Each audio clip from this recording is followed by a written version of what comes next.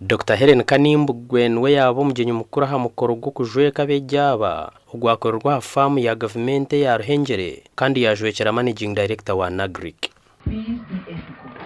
I always tell people that you do good, do the right thing, and the money will follow you. That's my mantra. That's what I always tell people, my relatives. I always tell them that the money follows me. Yeah, I try to do the right thing. I'm not a rich person, but it follows me somehow. Someone is contacting you, please, I want to do this with you, this and that. So it follows you, and it will follow you.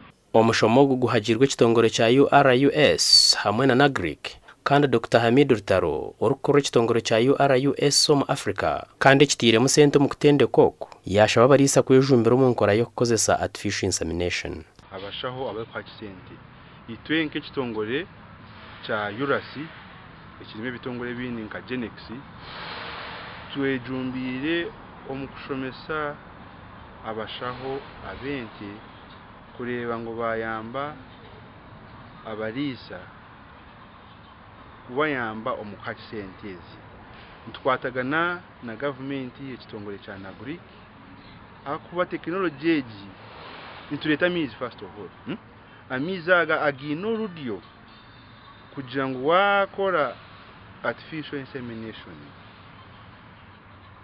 nento zirisi ziji enyene zirazarwe niziba zijya mutindo gwa mani mu ntunga urukwasa kuyamuna lita 30 makunyana muri runako.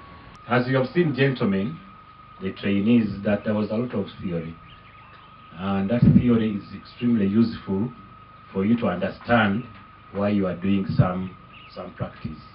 Abatendekwa bahebwa amabara hamwe n'ibyo kozesa imirimo yabo kandi bashabwa kozesa ubukugwo batungire okutungura ibyo kuri iso mbyanga byabo. Any other farm, for us we are here to multiply process of animals and the training of AI technicians as well as produce food. Director URUS and the ET, guest of honor, we don't want these people to recommend pregnant cows for slaughter. We will be reducing the herd size in Uganda. So we take very keen interest in that. Buri mwaka government kwatanise n'ebitongore bitaro mwenda bimwe netendeka bashabo bo kwemesa amatungo kukozesa enkora ya artificial insemination n'ekigenderwa cyo kutungura umutindo gw'ibyo amatungo mu ihanga. Amakuru agagasha kwa Abdul Karim Sengendo.